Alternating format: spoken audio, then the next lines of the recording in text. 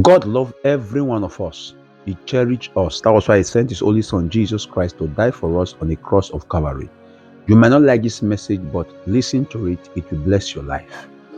We're in a generation where people want to do evil against another person. We're in a generation where a pastor will leave his message and be using people to preach as message.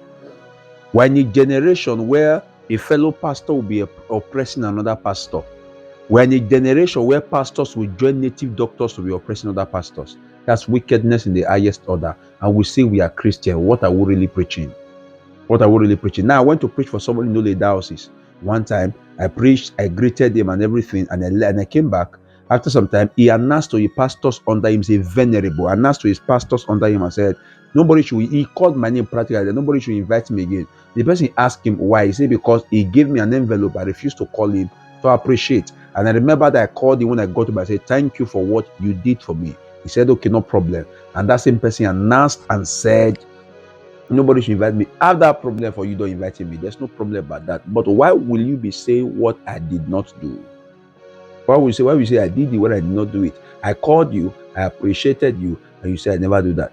If you are angry with somebody, if you really love the person, you call the person, and then you say, look at what you did, or you correct the person. And that's the Christianity we are talking about. You said you are in Christ, but yet there are grudges in your heart. Are you really a Christian?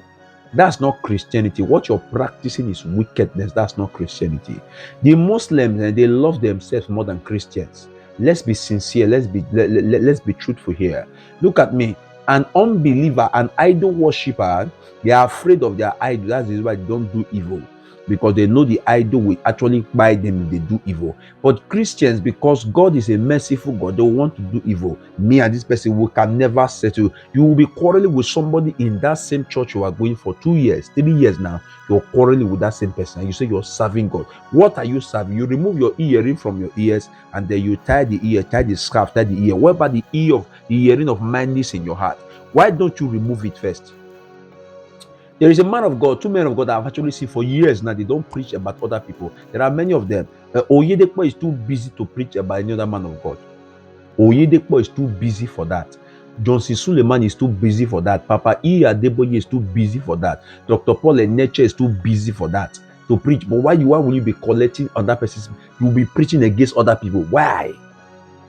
Why will you be doing that? Pastor Chris is just too busy to preach about you. The messages is enormous to forget about the messages and preach about you. No, we should stop these things we are doing.